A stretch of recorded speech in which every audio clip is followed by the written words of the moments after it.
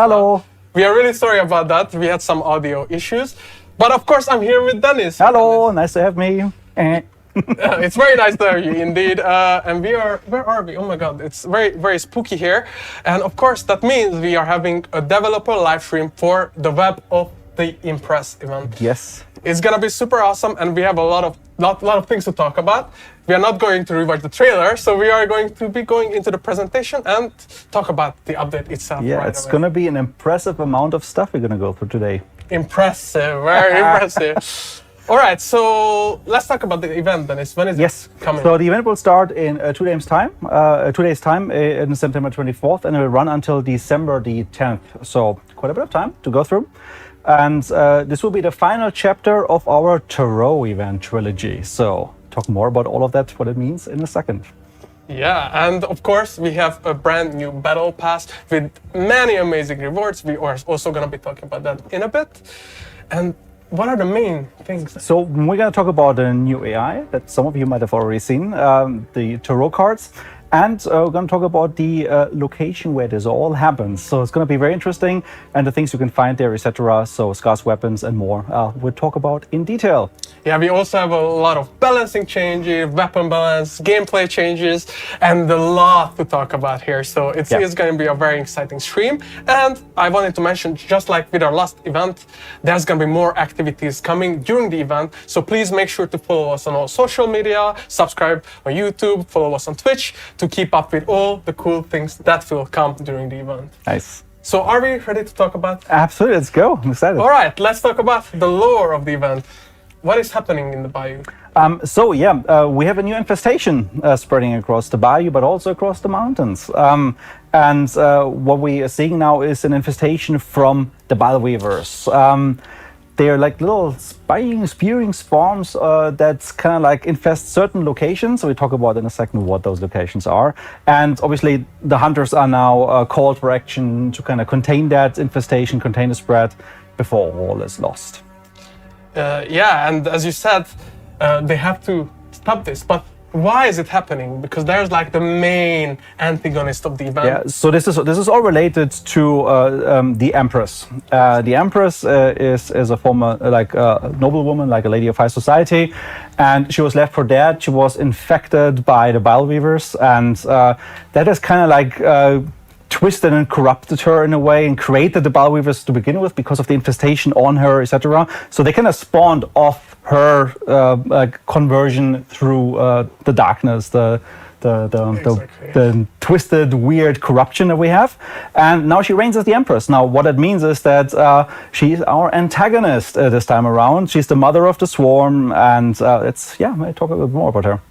Yeah, but you mentioned also the Bellweavers, but they only obey hunger. Yeah, not even her sometimes. She's not safe, and that means you can still play her as a hunter, because obviously you want her to suffer and experience the same way.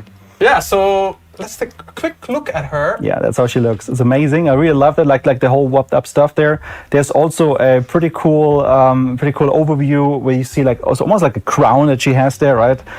So she definitely is the Empress of the Bellweavers. Yeah, but of course the story doesn't just have an antagonist, but it has some main protagonist characters. Yeah, well, we don't know if that's really true for all of them. So that's true. Let's start maybe like that. So people are drawn together by fate and prophecy. So they have a part to play in whatever unfolds there in the bayou and the mountains. Let's have a look at some of those guys. One of the main characters is called the Hanged Man. Yeah. So this guy, he's basically cheating death all the time. He's very lucky with drawing his trades, apparently. Now, he's been hanged 9 times in a row already and never really died from it. Always managed to get away in the end. So definitely not his first time. He's using the Forbidden Tarot in order to kind of predict the future, get out of situations, etc. So he's wielding Tarot in a very, very prophetic way. Yeah, I guess through all that trauma that he suffered during all those hangings, he gained some specific powers into the tarot.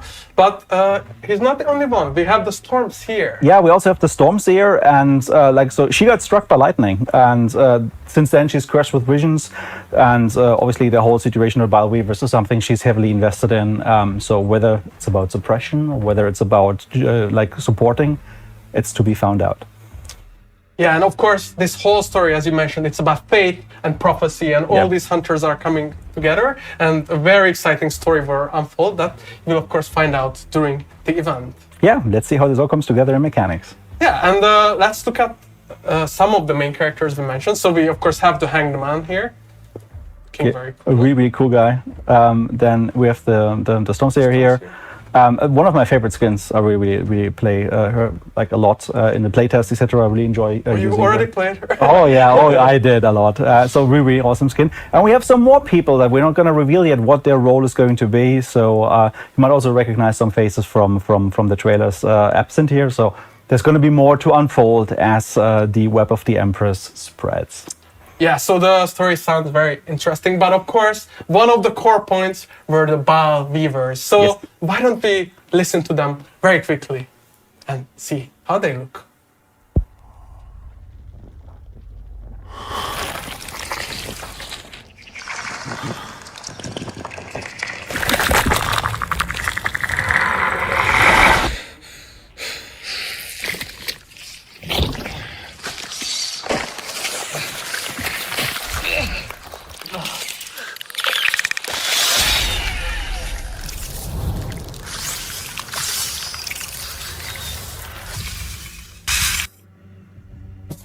The Baal Weavers, then what are these pesky creatures? So this is our it's basically an 8-legged critter, very spider-like, but not spiders directly. And they're like a swarm enemy that we're having hatching from XX that you can like find around the world. And they're very overwhelming in numbers. So you definitely want to be careful around how many there are. Like those of you who sometimes feel a bit overwhelmed by water devils or by leeches next to meatheads, these things are really having an impact in numbers.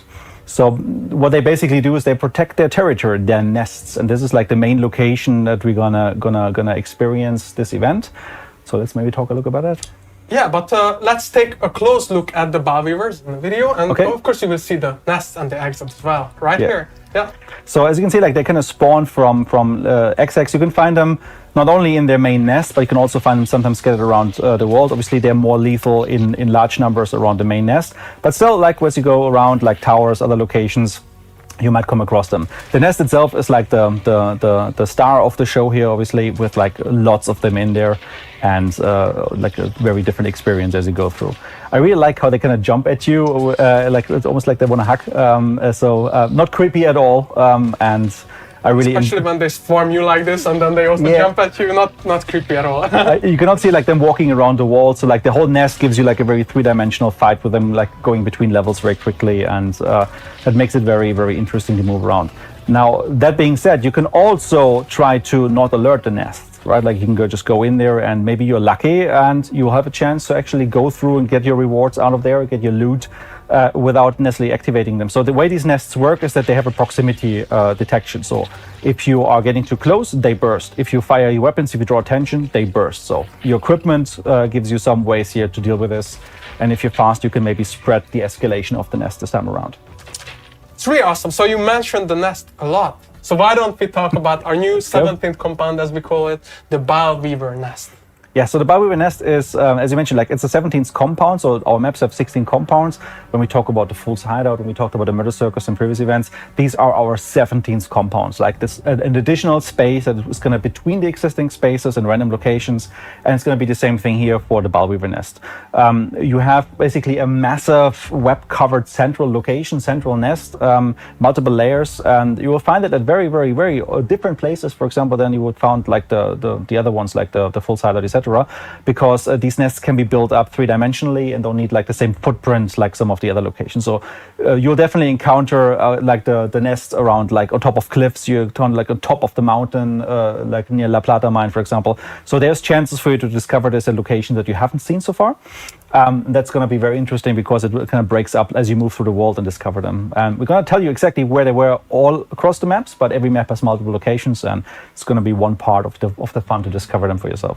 And of course, it's not just Baal Weavers hiding in the nest, but you can find some treasure as well. So yes. What are those? So we have some of the usual sealed rewards that you can find in there, like the sealed traits, restoration kit, the ammo resupply, etc. So some of those, as you can see, like we're going to reuse and bring back. But we also have a couple more things. So we have the Destiny style, which we're going to talk about in a second. And we also have the new Scarce weapons that you can also find in there. Yeah, and why don't we take a look at the nests as well in action and a close-up of them, like. Wow, creepy. Yeah, I really like this. Like, so you can see, like, maybe some of you recognize already what locations the nests are built around, but just seeing them on the trailer, like, maybe you kind of find the locations. But they look very, very differently. And sometimes, like, the good stuff is on the top floor. Sometimes the good stuff is on the lower floor. There might be different entrances, etc. So they're kind of mazy, but intentionally so. So we want you to kind of like get lost a little bit in there and have it a bit creepy. But I'm pretty sure after a few rounds you find your way around. So yeah, we can already see the Destiny dial here. So this is basically a version of our fortune teller machine, and I'm gonna talk a little bit about it in a second. Amazing. Yeah, so that's the Bowweaver nest. And let's talk about the event itself and how people interact with pledge marks and how it exactly. So like it's a return of the pledge mark in the wages system. So like our previous events, your goal is to accumulate event points. For accumulating event points in the mission, you also get every 25 event points a pledge mark on your hunter that you can use to spend it for sealed rewards. That can be like cash, that can be like sealed trades, other cool things. So it's down to the player and down to you ultimately then what to spend them on. And like the whole thing is going to be focused around the 17th compound. This is the main place where you will be able to spend your points. Obviously, you can still do that at supply points in other areas, but this is the central location. And we also have a pretty cool new battle pass. It's amazing, and it has so many cool rewards. And we actually have a video to showcase some of our favorites, highlighting them. Like a new skin for the uppercut Deadeye. We have like a dynamite stick animation, which is pretty cool about balancing. So some of the stuff, like you can see sometimes it's a mix between like a new skin, but also like an animation for it, like the spider on the grip's really nice. And then this is my all-time favorite. Like this is basically a little spidery walk on the gun. I like how he uses the two fingers for like the fangs. So pretty cool stuff. Like I really enjoy using some of these animations a little bit alongside, but obviously like the skins are amazing as usual as well. So yeah, I mean the whole theme, you know, the web, the Empress, it's so creepy, and of course crawling on that better release. Very fun. So there's obviously more to explore than we just show you. There's a small selection, but the battle pass is full of awesome rewards. So go check it out. So as Dennis already mentioned, we have the pledge marks, the scarce weapons that we're gonna talk about in a bit. But what's very important that this time around stick around after the event. So going into the event, obviously you guys still go through a wipe, as you've already seen. Like we've now had a week without the event running. But moving forward, what we want to ensure is that as you go and experience an event, at the end of that event, like we don't necessarily take stuff away. So you have a chance, for example, to seamlessly use the pledge marks that you have on a particular hunter and the events as the event ends, and then just use them right away in the next event after that one without having to go through. So persistency is something we are changing, and like the same for example, the scarce weapons we're going to talk about in a bit. These things will all carry over, and if you have a trait on a hunter, it will stay on the hunter. Yeah, so there's this one thing that you talked about a bit during the video. Destiny's dial. You mentioned is the wager system is back, but what is this exactly? So the Destiny dial is basically a bit of an agnostic version of the fortune teller machine. So this is something that gives you randomized rewards. So you can use that. You can use your pledge marks and kind of like sync them into that machine, giving you something. So the fortune teller you might remember from the Murder Circus. This is basically our take on that as a more of a universal feature. So expect the Destiny dial to show up in more locations in the future. And in general, like this is a feature we want to add to the game persistently, and now the first time you'll see it is woven into some of the Bowweaver nests. And it looks really freaking cool. I like how the machine like kind of does its little magic thing, tinkering thing there, like electricity going off. So it's yeah, it adds some high risk, high reward mechanics where you don't really know what's gonna come up. And as you mentioned, it can have traits, the restoration kit. It's all the pieces that you can kind of find in that location. So yeah. All right, let's move on. And that is one very favorite topic of Dennis's, of course, the new weapons, the new scarce weapon this time around. So we have two. Which one is the first, Dennis? Yeah, so in general, scarce weapons is a concept that we're exploring for this time around.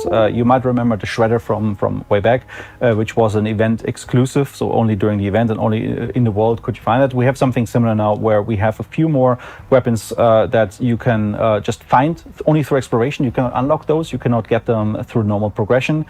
And the first one is the Homestead 78, and the 78 here might already be a bit of a giveaway because this is a part of the trusted Rival 78 family.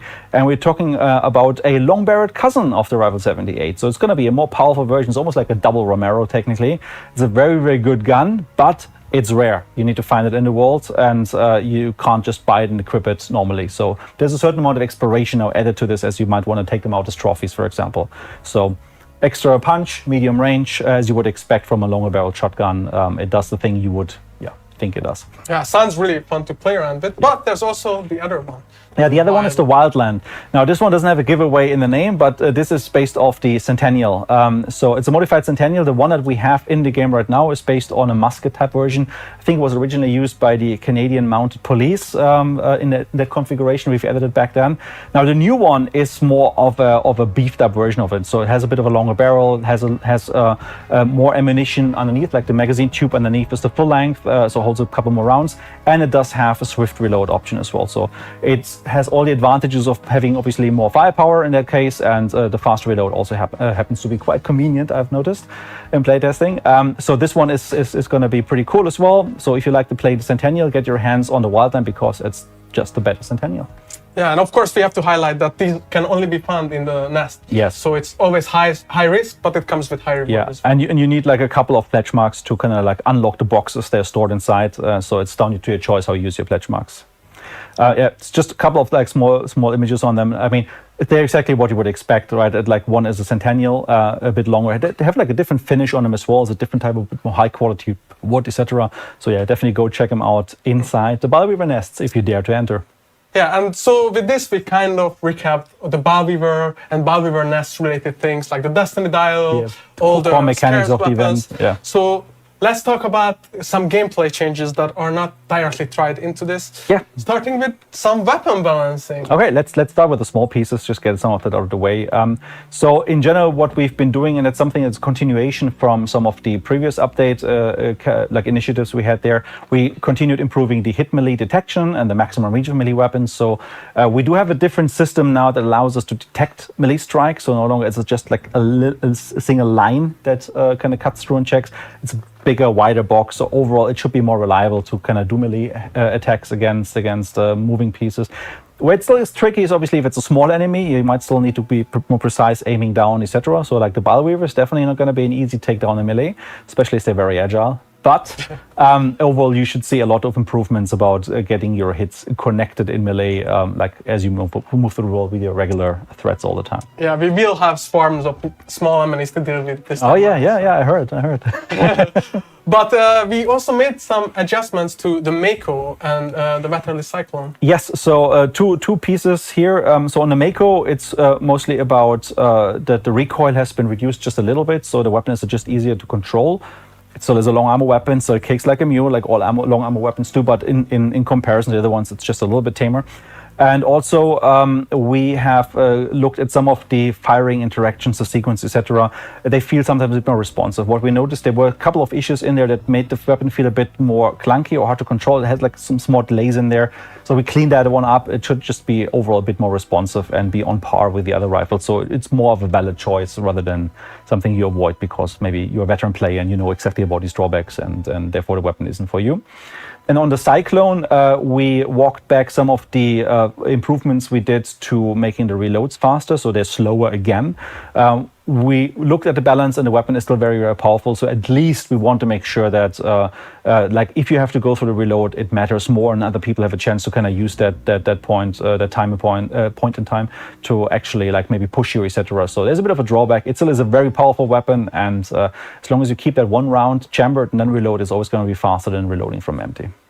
Well, that sounds amazing. But other than these, we also have some quality of life changes. So let's talk about the brand new auto select setting. So auto select is something that as we were experimenting and playing around with the improvements to traps in the last updates, like being able to store them back into your inventory, one of the things we noticed, like it was kind of inconvenient that they were always just like added in the back, but you wouldn't really have them in your hands. So the moment, for example, you wanted to just like relocate the trap, like move it around a little bit, etc., you just had to select it in your inventory again, etc. Not the end of the world, but it felt a bit inconvenient. So that got us thinking about a general improvement, which is an auto select feature. Now this is on by default at the moment now, and it will basically mean that whatever you are picking up, like a fire bottle, or maybe retrieving your spear, you put it in the player's hands again right away, and then you store from there. So you do have some control about that. We're going to see that in a second with the options menu entry, but the important piece is there's also a way to disable the whole thing. So if you don't like that, if it's not for you, you can totally disable that in the options. You can even be very granular here, disabling it between weapons, tools, and consumables. And this gives you all the flexibility. Just by default, it's on. And actually, it feels pretty nice, like picking something up. It adds a little bit more physical value to whatever you're interacting with. As you kind of lift it up from the ground, you pick it up, you have it in your hands. And again, like also for the traps, it helps you to kind of like pick it up, and then you have it in your hands, maybe to place it again right away. So depending on what you prefer, you can use that feature. I think it's a nice quality of life change, and you can totally customize this for your needs. But yeah, we have to highlight that it's also not on by default. You already mentioned that. I mean, it is on by default. Yeah, exactly. But of course, you have the legacy option to turn it off if you don't like the new option. Super important. Like you don't need to use it, but it's there by default. So if it feels weird, check out the options and you can disable it there. And yeah, it's not working on everything. So for example, it's not selected when you're looting toolboxes or from hunters or beetles. Whenever you pick up a physical piece in the world, is basically the rule of thumb here. So like the beetle spawns, obviously, they are like you're gonna grab it out of there. You don't leave something behind, or the same way the toolboxes, you get something exactly like that. Yeah, I think it's a really, really cool quality of life feature, but we do have more of those with some trait changes that are quality of life is, I think, a good headline for many of the changes we're talking about today, so just convenience and making things a bit easier. So the first one we're going to talk about in this case is Blade Seer, and you might already be thinking, well, I know what this is about, and you might be totally right. So Blade Seer is becoming a default ability. However, we're not going to get rid of Blade Seer. Talk about that in a second. In a nutshell, what it means is like you can now retrieve your thrown projectiles, your bow, arrows, your bolts, etc. Within 25 meters, you will see them just going into dark side, which normally would have been what Blade Seer would have given you. But instead, what Blade Seer does now is it extends the range up to 75 meters. So for example, if you play more like the long range, like bow and crossbow bolts, etc., this might still be useful for you, but it's up to you. You, at least by default now, are not required to have this trait anymore. You can get the benefit in close range. And it feels very convenient, just like picking up throwing axes, knives, etc. It feels appropriate for the interference that normally retrieving ammunition has for you. So you mentioned throwing knives. Let's talk about throwing other things. So we did make some changes to Assailant as well. Yes. For the veterans among you, you might remember that we've kind of moved stuff into Assailant. We used to have a trait called Tomahawk, and we merged that one with Assailant at one point as we generally tried to reduce the amount of traits we had. And now we're doing this the other way around because we're actually removing it again from Assailant. However, not into a new trait or to another trait. We're actually giving you that as a default feature as well. So you will now be able to just pick up any axe, hammer, shovel, whatever you find in the world, and be able to throw that. Which what we hope from that is that first off, you can finally do the achievement. Yeah. Oh my God, I still don't have that achievement, so it's time. But also, you might not rely as much anymore on throwable tools as a requirement, because if you look around, you might find a hammer to maybe get that hive off that roof, like do some throw something against like some dock handle, etc. So it just gives you more options here to kind of like get ranged options, silent options into your normal path as you walk around the world. So again, it's there as an option. It's a small thing. However, at the same time, we also did some changes to the damage and ensured that when you throw these weapons, they actually do adequate damage and kill AI properly, etc., as you would expect. I mean, as you know, like even a throwing axe tool like that one kills an armored in one good placed hit to the chest. So it's of course important that then the big cousin, the World Hammer, will have the same option as well, and it's reliable to kill stuff. Yeah, that sounds really cool. But we also have one more trait that we changed. Yes. Witness. So Witness, and also something that everybody knows, I know what they're talking about, and you're right again. So this is about removing the healing ability from Witness, which we felt like is kind of redundant. Initially we put that in as something to beef up Witness as it was an event trait. since it has just become part of regular rotation, it felt kind of like overlapping a bit too much with, for example, like a ghoul and other health-giving traits. So it still is all about finding corpses, and I think that excels at that. We make it a bit cheaper from 5 to 4 points, but the healing option goes away, and players should now be able to focus on what this trait does primarily, which is like finding and confirming, for example, that players will wipe the team, or maybe even taking on the scent of a team moving through the world as you see the leftover pieces from the guys they killed. So yeah. Focus. That's awesome. I think these changes will be welcomed by the community to streamline some things. But let's talk about some loot changes that we have added in this update. Yeah. So in this case, I think this is probably like the biggest one of this one at the moment. Custom ammo spawn changes. What this means is that the weapons that you find in the world now have a chance to actually spawn directly with some custom ammo linked to it. Not always, and it's kind of random which ones you'll find, but there could be a good chance that you find a sniper weapon and then that already has high velocity or even Spitzer ammunition attached to it. Could be, or you find something with Dum-Dum ammunition. So in general, like maybe if you see those weapons lying around in the world, pay close attention now, because they might contain some really cool ammunition types. Maybe some of them even scars, you know, and therefore you have a chance to like kind of get your hands on instances of those. Yeah, it adds some decision making in the moment. Like if you see some poison ammo, you may take it to a boss that is weak to poison. So that would make it very nice. But we also rebalance some of the consumable looting. So maybe as a preface to that, so what we started with as we rolled out things like the toolbox years in the past, we usually were very cautious about giving the player options to get more defensive tools, because back then like there was a problem that people were kind of entrenching in the layers a bit too much, and then they had chance to get like even more instances of concertina bombs, etc. We deemed it back then to be a problem for the game flow and adding to stagnation. We've, I think, for some time now moved on from that. So, like, we've introduced the saddlebags. We've also had some of these consumables now spawn in the world on their own. Like I think all of you remember being up in the tower and seeing a concertina bomb there. As such, like that restriction no longer made any sense, and we instead went in and said, like, you know what, let's just reshuffle and expand these pools a little bit, so you can find some things in the tool and in general, like saddlebags and other mechanics that you maybe not have come across before, maybe including even like a recovery shot. That sounds great. And there's one more thing that we're experimenting with currently in this update is some changes to the beetle spawn. Yeah, so this is something that we're kind of reacting a little bit to community feedback on this, but we're not yet ourselves 100% sure if this is something we want to keep like that moving forward. And the main point here is that even though beetles still have a very low usage across the board, we want to ensure that like the ones you find in the world are the ones that allow you like to, for example, help your teammates like not be set on fire anymore, rather than being offensive ones all the time. So if you want to bring a stalker and a fire beetle, you have to equip it at the beginning of the rounds, because we will now only be able to find choke beetles from the beetle spawns, the little beetle nests in the world. Still a good place to run to whenever your teammate is burning and you might get to him, or just have him and take him along the way. However, the offensive beetles are now restricted to you bring them into the match. Again, we might walk this back in the next update. We're trying that out now, so definitely give us your feedback on this, whether you prefer that or if you would like to have the old flexibility back. So we see it as an experiment. Yeah, so we covered a lot of things you can find in the world that you can loot, but so we have a brand new addition to the game, the powder keg. Oh yeah, so now it's gonna get explosive. So the powder keg is a new world item that we're adding to the world. You can find that scattered throughout our compound, etc., like you would lanterns and other pieces. And it is a deployable item. Only found in a mission, so you can't bring powder kegs from the outside. Why would you? But inside, you might have already walked around like, oh, how awesome would it be if I could just like the big red barrel and put it in my pocket. Obviously, that never was possible. However, now you have the smaller cousin, the powder keg, and you can actually move that around and place it around, use it for traps, you just use it like to kind of like spike up maybe a room that you want to throw a firebomb in later. So it's going to give you more tactical options and just enriches the sandbox in general. So it is in all effect like a red barrel, but it has a smaller effect. So for like an alert trip combination, it's still enough, because like the radius is still enough to kill a player nearby, as you'll see in the video there. However, it doesn't have the same range and the same propagation outside, so it wears off much faster in terms of damage.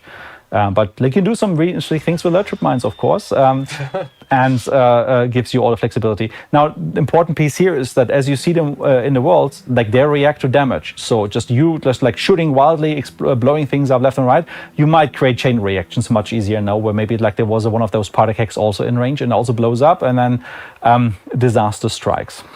Yeah, so you mentioned it's like the physicality of it in the world, and Yeah, can actually roll around even on the floor. Yeah, so if I carry it around and I just drop it, it has like the lanterns on, it has physics attached to it. So if it rolls around, well, there is one thing that could happen. Like the moment it rolls into fire, it blows up systemically. So you can also try around, obviously, with these type of things, but for the most part, you deploy it, and then if it takes damage, it will just do the barrel thing, as you would expect.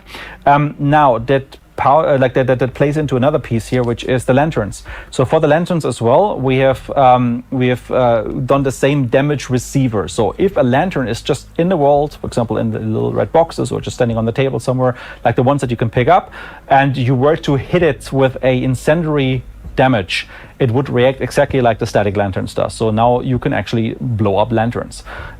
If they're since they're turned off, as if you don't have in your hands, right? Like, so they follow the same rules as a deactivated static lantern. So if you just do damage to them, nothing really happens in this case. We don't have a destruction effect for them. However, the moment they receive fire damage, like incendiary ammunition, or you throw another lantern at them or whatever, that's when they react, and then they kind of burst in flames. So again, you can also use them for chain reactions, and maybe that's also interesting to play around with setting up traps with a powder keg and a lantern next to it, and then just shooting the lantern with incendiary ammunition.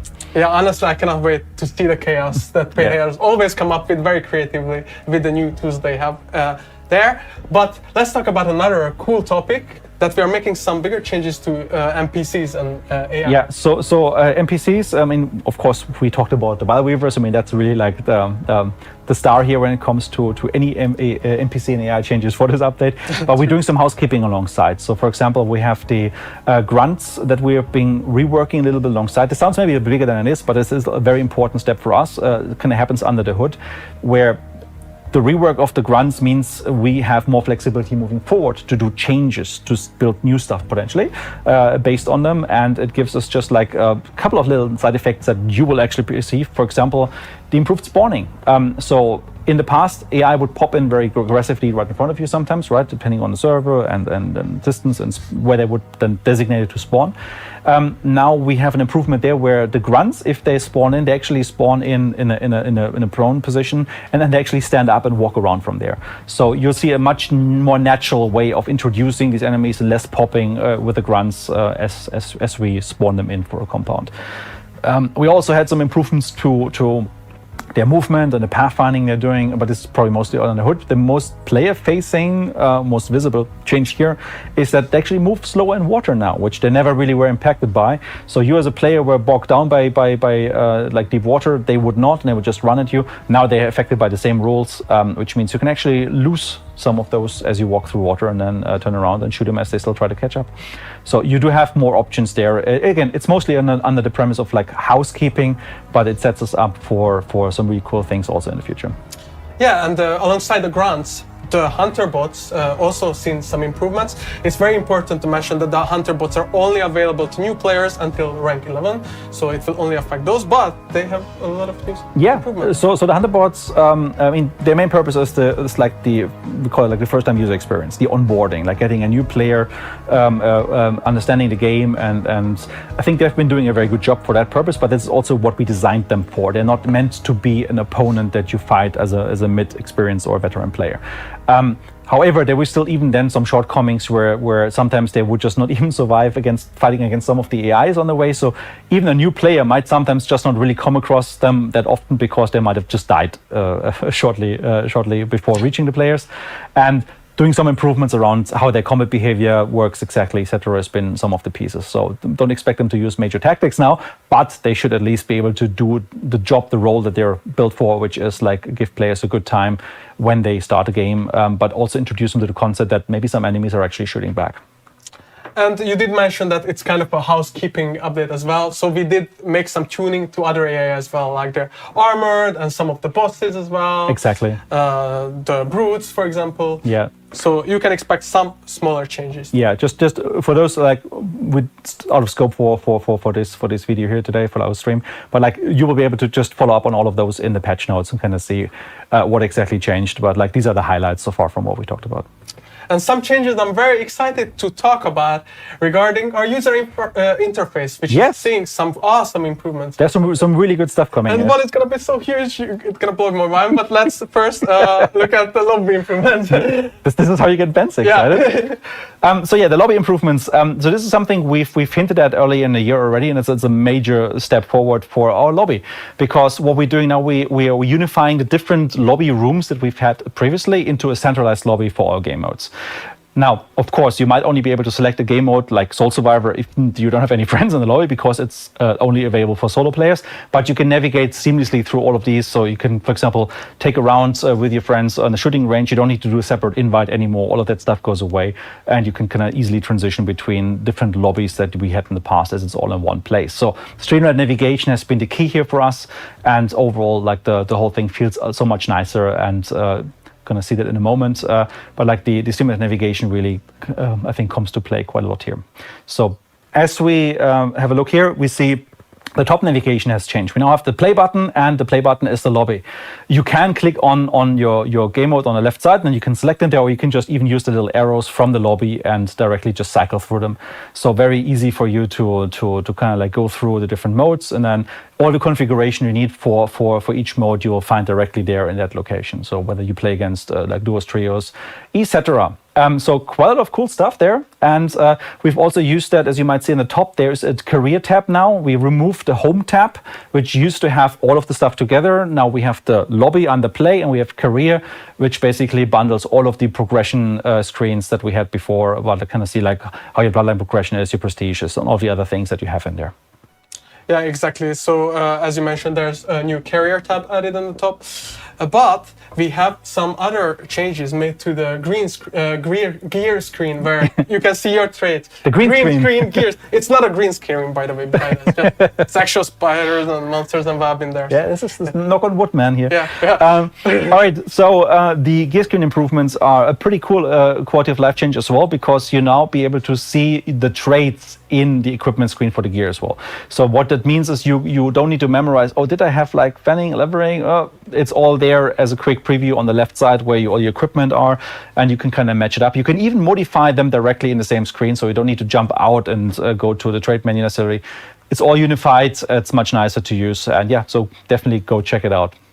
Yeah, and to mention as well, we added a shortcut where players can now clear all traits from the screen as well. Yeah, so like whether you go to the trade screen first or you go to equipment screen, it's basically all in one place, and like adjusts from there. And yeah, it feels so much nicer to play with it. It's really, really cool. Yeah, I mean, it looks so much cleaner and easier to understand as well. I think that's good stuff. Really nice. Yeah, and I was very, very hyped earlier. Yeah. But there was a big reason. Which of these items was it then, Bench? What's another one? Yeah, I think there may be another slide. I think. Okay. And wait for it. It was actually one of the biggest player requests for a long time. And as you can see it on screen, now you are able to invite a random third into a lobby. Yeah, so how this plays out is that if you already have a friend invited, you now have the option to just say, hey, we would like to play as a trio. And then the game looks for solo players looking for a team, a trio team at the moment, and pairs you up. So for a solo looking for a team, that means you will either find random trios as before, or you might be joining a duo looking for a random third. So in general, it just increases the options and makes it a much nicer for people to kind of like find a third teammate. Maybe if only one friend is online, you can still play those trio games in full power, and maybe even make some new friends. So definitely something you guys have been requesting for a very long time. We talked about it, I think, 2 years ago almost, so it's finally in the game. So really good stuff. Yeah, and let's take a quick look at it as well, how it looks and how you can find this setting in the menu. So yeah, like you basically, in this case, you have a duo here, you're in front, it's your best friend. And if you now search for like a player on the right side, actually on the left side you see, actually, can I wait for you closest? On the left side you see, like if you now select the trio, and then it matchmakes and tries to find you a random third player that is also looking for a trio at the moment. And yeah. Yeah, I'm so happy to have this, because I know that this question always came up during streams, on social media. So we are really happy to finally have that in the game. Yeah. So definitely tell us what you think, and also like tell us your stories about you met new friends that way. Yeah, it's a great way to do that. And yes, there's another big point we want to touch on, which is about the rarity system. Yes, so we heard you guys. You didn't want like having so many different colors in the rarities, so we're walking back that system, or let's say the most of that system. So the aim is here obviously to remove some of the visual noise, like the different outlines and frames and all that stuff that kind of like get these sometimes not really easy to read rarities. Like the idea from our side was to give you a very good overview about like how to rate and how to place a certain skin. Also like use that consistently, for example, from a pricing perspective. It wasn't really fully there. We never really had the consistency in that we were hoping for. So in this case, we kind of made the decision to walk that back. And what we have now is two things remaining. So everything is either a legendary, which is the gross majority of all of the cosmetic pieces we have, or it's mythic.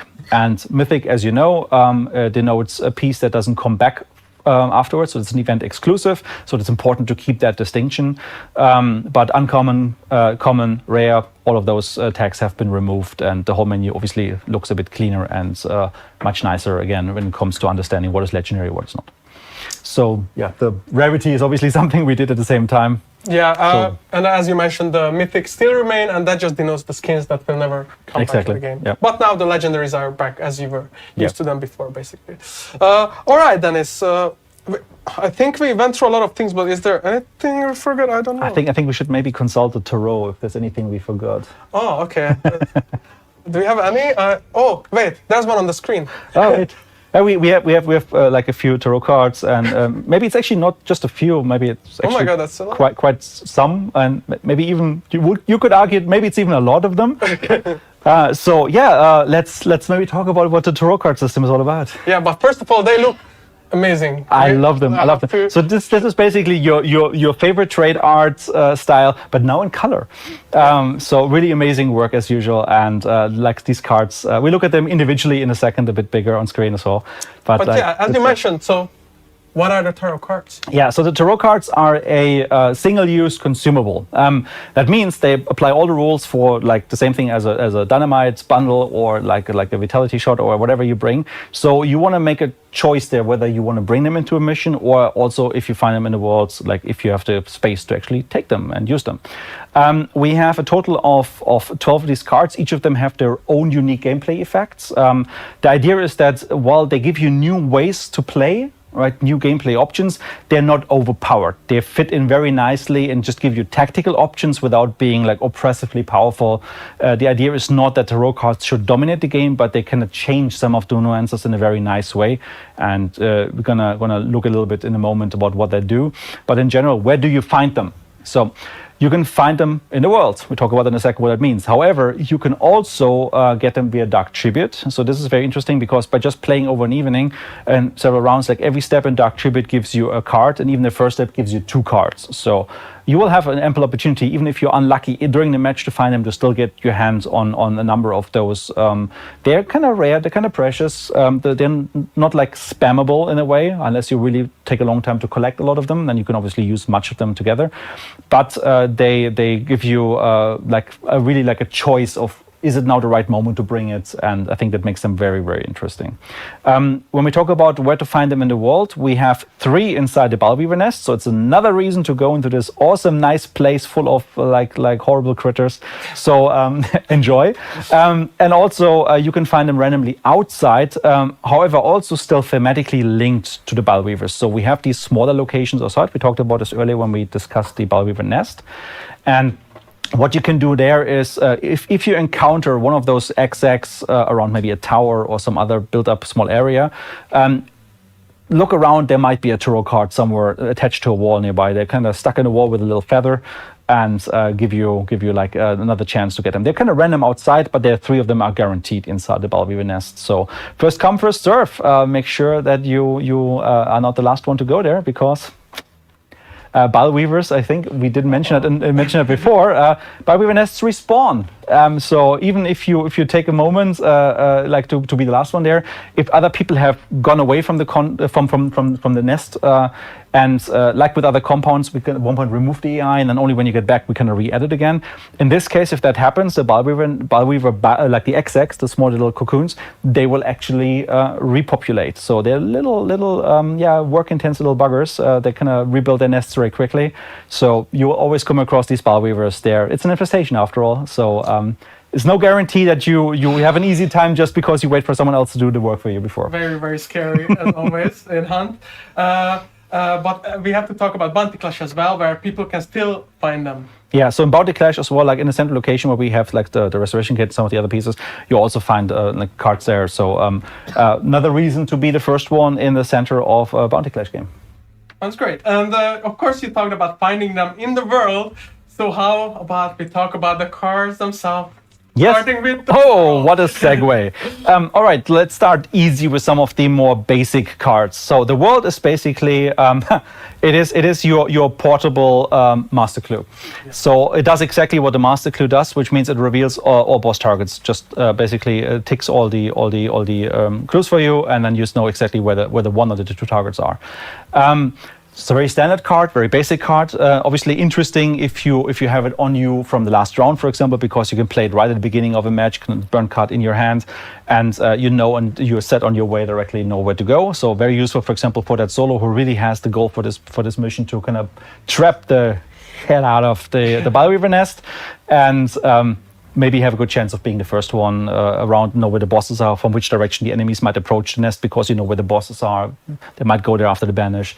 That type of stuff, right? Like, so it gives you the tactical depth. You don't have to go to the center anymore, where there would also be a master clue inside the nest, but this one is the portable version and a nice starting card. Nothing too fancy, but also still quite meaningful. Yeah, so let's talk about one of the other more basic cards, the Moon. The Moon. So the Moon is interesting because it gives you 2 seconds of dark side boost. So again, also rather straightforward if you have a chance to get the Moon. And again, keep in mind, all of these cards are kind of rare and precious, right? It's not going to be have like 5 of those running around and everybody has always dark side boost. That's not the case. So it comes down to you having the card and then playing it at the right time.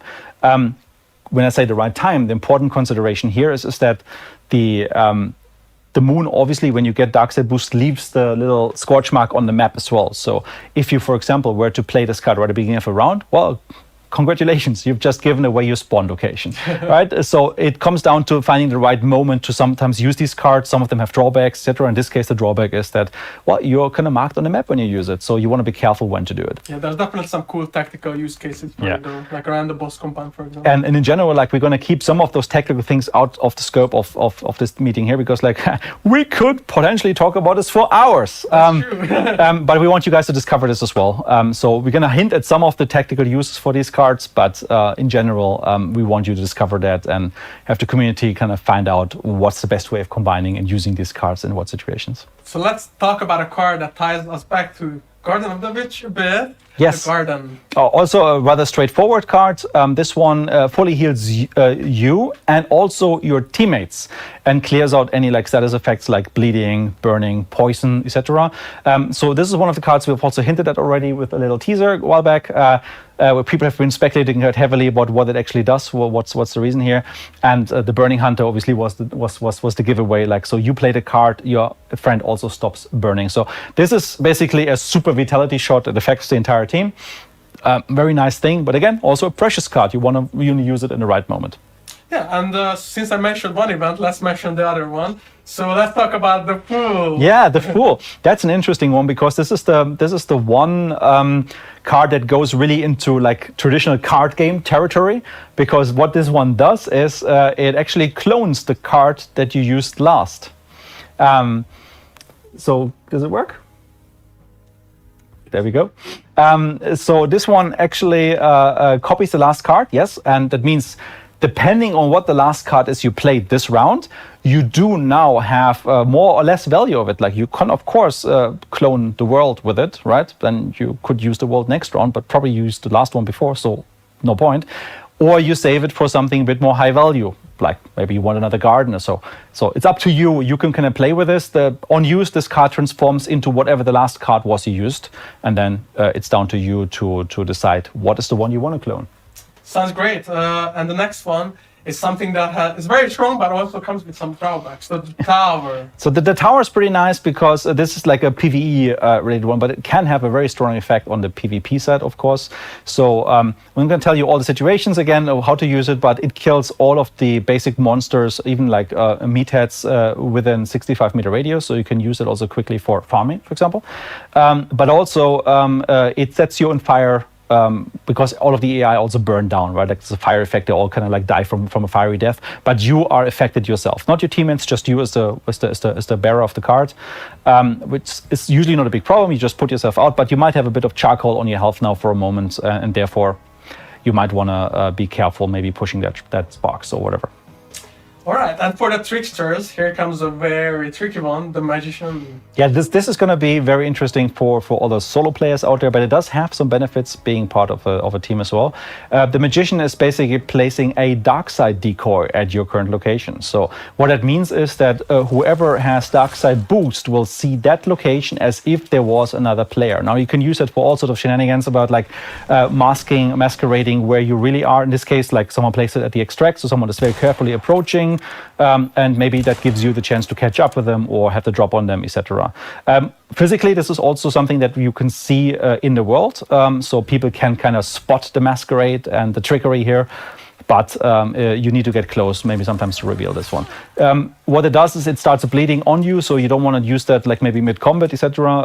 It has a bit of a drawback to it, as some of your life essence is poured into this manifestation and then has the decoy. Decoy lasts forever, so you can also place this in the beginning of a round at an extract and then, yeah, do all sorts of things if you expect that's the one people will go to on the way out. Sounds really cool, and I feel like it's going to open up a lot of new opportunities.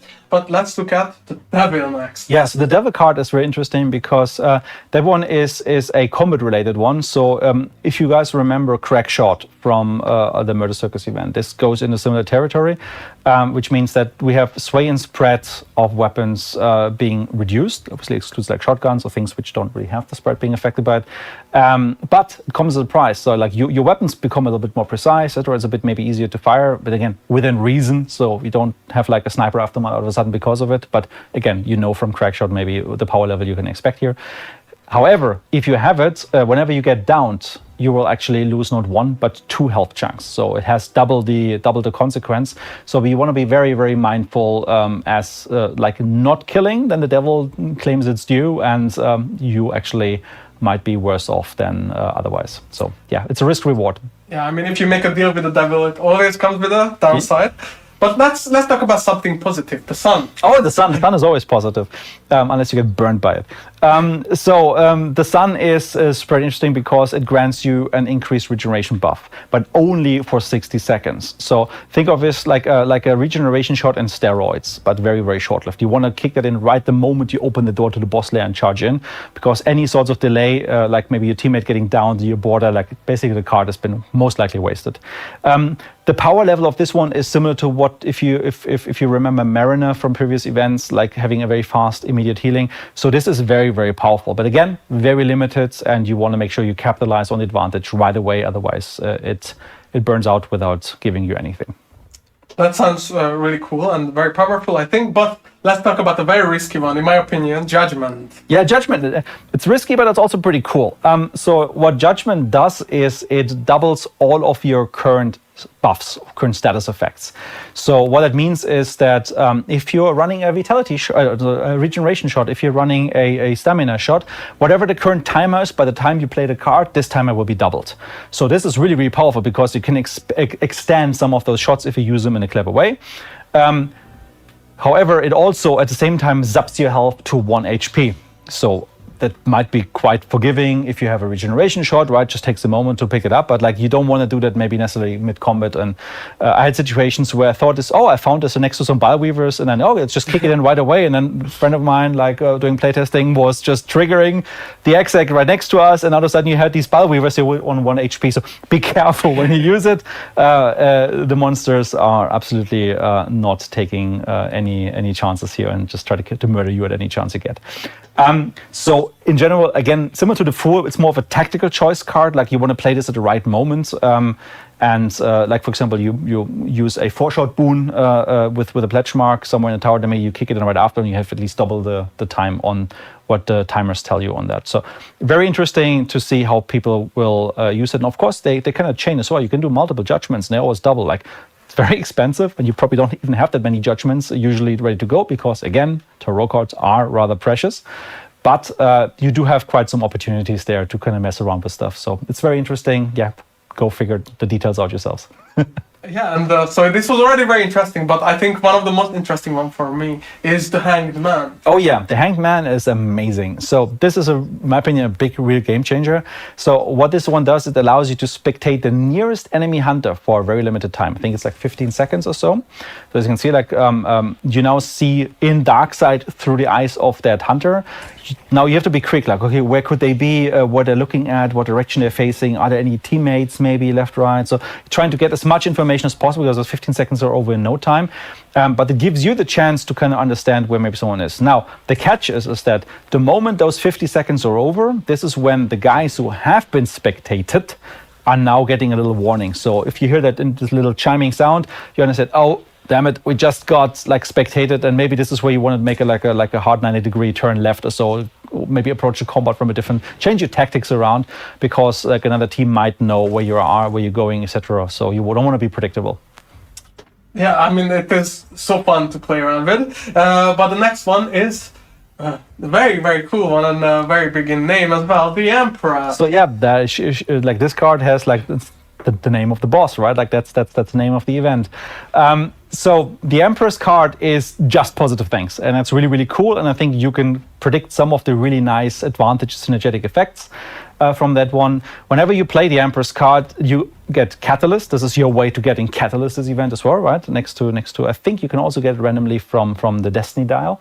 But here guaranteed, whenever you play that card, you have it. So if you, for example, have drawn that from your Dark Tribute, or you extracted it from last round, you want to start a new hunter, you can put the Empress right on the hunter's initial loadout. You know exactly that you will have Catalyst right from the get-go. So maybe you're going to pick a couple of traits that will have the Catalyst conditional effects, like Beast Face, for example, where like then the dogs, birds, etc. no longer react to you at all. So you can kind of plan a little bit ahead with that one. In addition to that, it gives you one instance of Necromancer guaranteed, and one other random burn or scars trait. It could be Berserker, it could be Shadow, it could be any of those. That's going to be the random part. But now the interesting piece is obviously what this could mean for a solo who might have that card in the pocket and gets downed one. Again, leaving that up to you to come up with interesting tactics. No guarantee that you can have like 4 or 5 revives that way, but at least it kind of changes the chances a little bit if you manage to slip away after standing up. I think that is like one of the most impressive ones, the Empress. I really like that one, but it's also one of the rarest we have. So they definitely won't find that around every corner. I mean, it definitely is very cool. And last but not least, we have one that we already teased, and I saw a lot of players guessing what it could be, the Chariot. The Chariot, yeah. So the Chariot is interesting because it also introduces a new game mechanic alongside. And so let me quickly just take a step back and actually explain the whole thing. Now, in general, what this card does, it swaps locked and unlocked extraction points for all players, for all teams in Bounty Hunt. So this card does not work in Bounty Clash, for example, and obviously you can't get it in Soul Survivors. But for Bounty Hunt, it allows you to make sure that maybe an available or an accessible exit becomes inaccessible, and the other way around. Now you wonder, but Dennis, what are inaccessible exits? So this is where the new mechanic ties in, and we now have a total of 4 extraction points across the map, the 3 that you have on the outside, and we have a 4th one, which is the central extraction. And half of those, the central one and one of the others randomly, will be locked by default. So there is a little lock icon next to them, so you will not be able to use these to extract from the mission. However, by playing the Chariot card, you now have a chance to flip this around, and that means an extract that you might have had a chance to get out to. You're just moving there, another team just placed the card right now, and in this case, you all of a sudden are locked out. Now you need to find another version to get out, another exit to get out, because it kind of changes the tactics. So this is going to be very interesting now, but there's a couple of counter mechanics around it. So it sounds a bit harsher in the beginning that it might be in the end. The point is that you can only play one of those cards every 5 minutes. So if you have played a card, you know that no one else can kind of like Uno reverse the whole thing and nope these cards like into oblivion. They have to wait and see this through. So for example, a tactic could also be that if you have a locked extract next to your bounty layer, you're sitting inside with a bounty, you can actually play the card, and now you know that your exit is free to go for the next 5 minutes, and no one can do something unless obviously they fight you. So in general, it gives you more options. It opens up lots more tactical possibilities. So something we're really interested to see how you guys feel about that one. In playtesting, it's been immensely fun. but also something you have to account for. Maybe as a last point, the 5-minute cooldown is also coming into effect during the last 5 minutes of the match.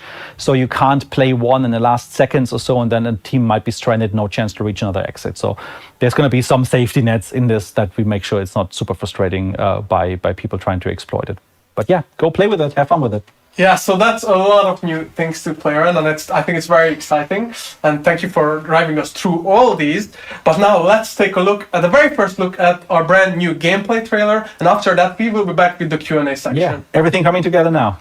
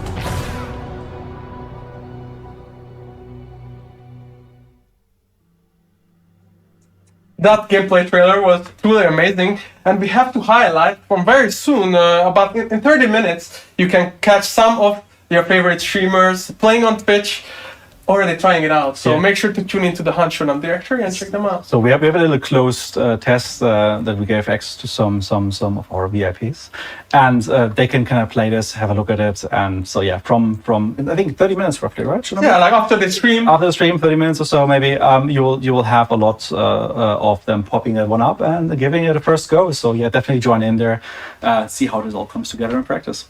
Yeah, but let's look at the questions we got. So first of all, how long is Web of the Empress? We talked about it in the beginning, and it will run from the 24th of September until 10th of December. 10th of December, yeah, correct. So quite a long distance. Yeah, but there's a lot of stuff, and as we mentioned, there's more things coming during the event, so stay tuned. Can you find the bile weavers outside of their nest? Yes, so you basically have the bile weaver nest as a central location, like this is where you find a lot of them. However, you can also find some locations, like maybe you go to a tower and the tower is all webbed up, or maybe some in-between spaces that are a little bit webbed up now. And if you see the little XX where they can spawn from populated around there, then you know, okay, well, I have to be careful. But there's also something positive there, because you might find another instance of a tarot card nearby. So whenever you see spider webs, there's a chance you might see tarot cards as well. We love webs this event. So someone asked about scarce weapons. We already covered it, but which scarce weapons do we get in this in the bile weaver nest? In the bile weaver nest, we get both the Homestead 78 and the Wildland, which is like the Rival 78 long-barreled version. That is just like a world exclusive, so you can only find it in the world, like weapon to discover. And we have the Wildland, which is a version of the Centennial, a little bit more ammunition in the magazine, also has a swift mechanic. So quite nice boosted versions of the ones we have, but you just can't unlock them normally through progression and play them. You have to find them in the world and bring them. Yeah, and tied into this question, what's special about the new compound, the 17? It's basically the 17th compound is the hotspot, right? This is where you want to go. This is all where the cool rewards are. This is where you can find tarot cards. This is where you will engage and encounter the bile weavers, which obviously also give you some event points if you destroy them. So there's maybe some nice effect as well. It's not all just like doom and gloom. And you have lots of sealed rewards and other cool activities. You have the Destiny dial in there, which is like our new version of the fortune teller machine. So lots of cool things to interact, and obviously like it's going to be also a pretty awesome place to fight around. And you might at first think we're like, oh, this isn't it just like all shotgun territory? And actually, no, it's not. Like it might look like that initially, but the way you approach and the way these are set up, like you have some really good sidelines even from outside through the longer tunnels there, and it definitely is interesting for all sorts of weapons. It definitely had success and failure with the entire arsenal there. Yeah, and you mentioned tarot in this answer. Someone asked how many tarot cards, and also like how do they exactly work? Like, do you bring them into the mission? We already mentioned it, but just to clarify. I can quickly recap. So we have a pool of like a set of 12 tarot cards, each with their own respective gameplay effects and powers. They're treated as consumables, so you have to make a choice if you want to bring them, or for example, bring a dynamite stick or a shot, etc. So they compete with other loadouts. And you just use them as a burn card. Their effect, whatever that is, comes into effect. And from there on, you either have the benefit of it. Sometimes some of them have some drawbacks as well. So you want to make sure you read the cards. Now, this is an interesting point here as well. You know that sometimes in the game it's hard to get some of the information about what's going on if you find stuff, etc. Like for the tarot cards, if you press the weapon inspect button, I by default, and you inspect the card in your hand, we also pop in on the top right a little tooltip that gives you the description of that particular card, obviously with a nice little graphic as well. So you can also, as you discover them, you learn them, you can use the inspect button to kind of see what did this thing actually do, because obviously memorizing 12 new features is a bit of a stretch, right? Like it takes some time. So you can always use the inspect feature to understand what each of these cards are doing after you pick them up. Okay, so we have a question about how do pledge marks work and how do wagers work? Maybe some people that weren't in previous events. That's a fair point. So this is a mechanic that we've been using for a lot of events now through the years or over the years. And the main point is that activities in the world give you event points. For example, killing certain special AI or like banishing the boss, doing objective play. Now, by getting above a threshold of 25 of these event points, or every 25 event points, you also get a pledge mark. And the pledge mark is a currency that you can use and spend in the mission for unlocking sealed rewards. So this could be like a sealed cash register, which is a cash register that you need, like I think, 1 or 2 pledge marks for.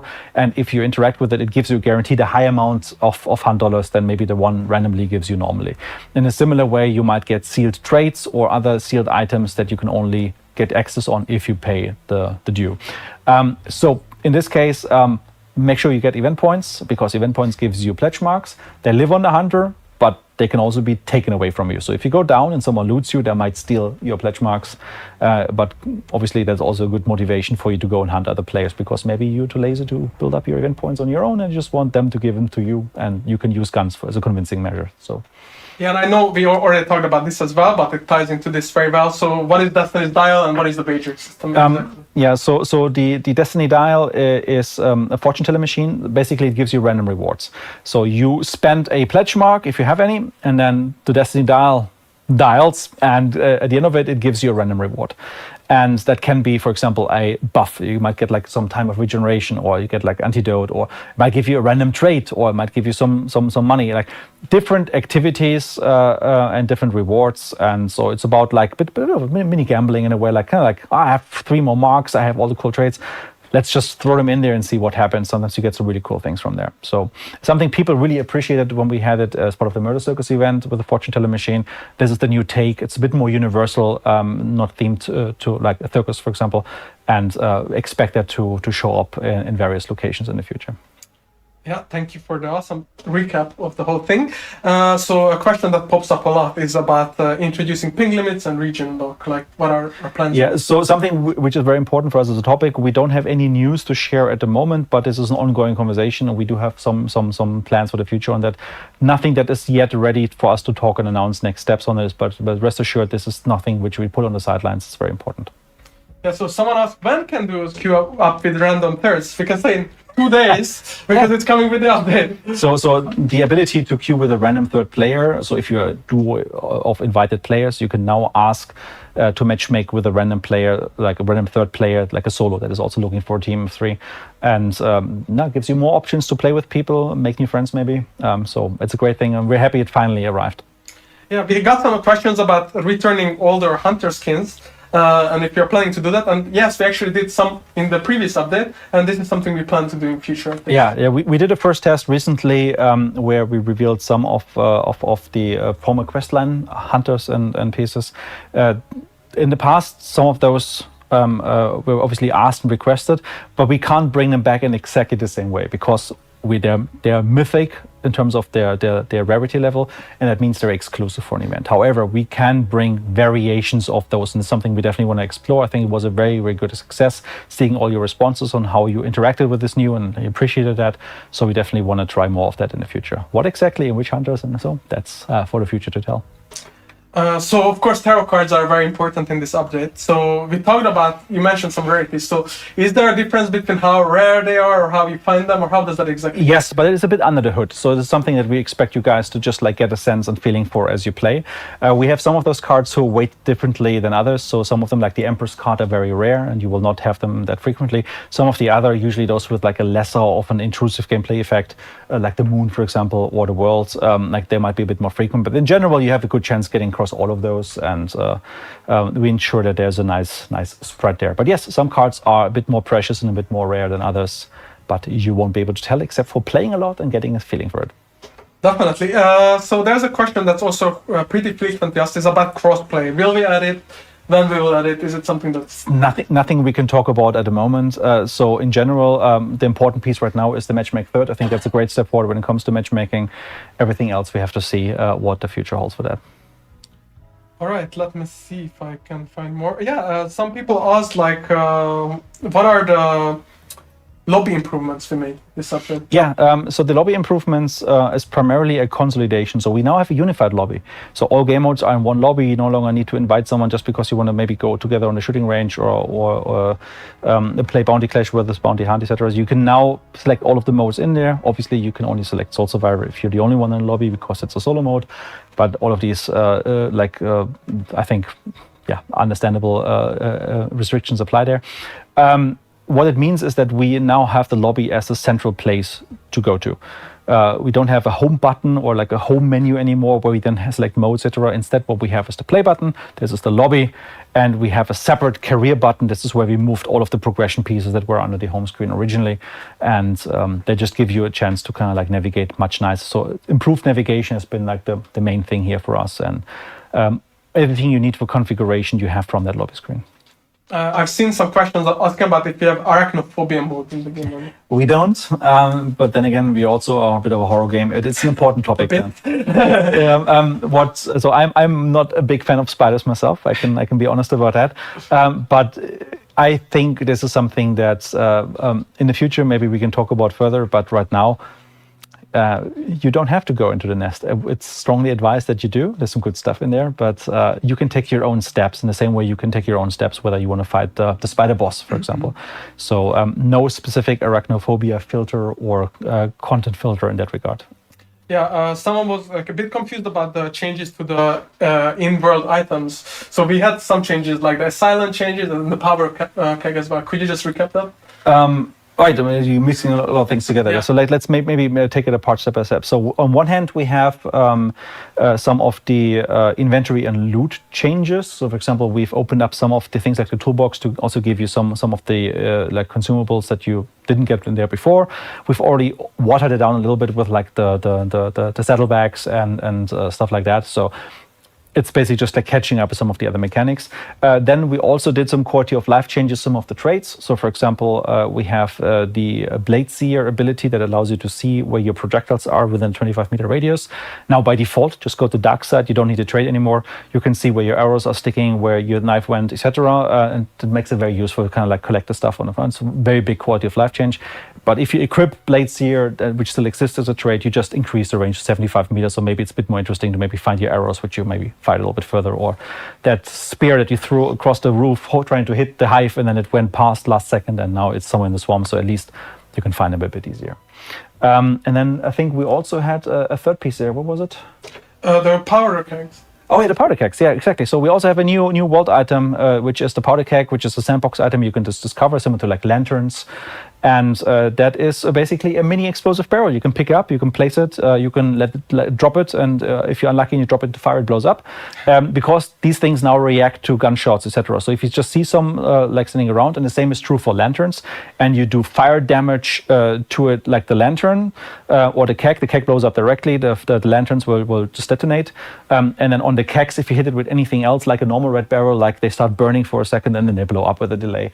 So all the rules that you have from from a red barrel. However, with a smaller yield, they're not as destructive, only if you're really close by. So you can still combine them with an alert trip mine, for example, and then you get like a pretty cool trap to kill people. But they don't have the same range as, for example, a normal red barrel would have. And with that, I think we covered most of the questions, unless there's something you still want to... I think we covered all of the big ones, so I think we're good. All right, Dennis, thank you so much. That was so much fun. It's my pleasure, This update. As we said, in about 20 minutes or less, actually, 15 minutes, hang out on our Twitch directory and check out some of those closed test players for the next 4 hours until midnight today. So there's gonna be some fun, and you can experience the first view of the game actually. By small little closed test for some of our nice streamers we have in the community that really enjoy the game a lot. So we gave them the first access to kind of like try this out.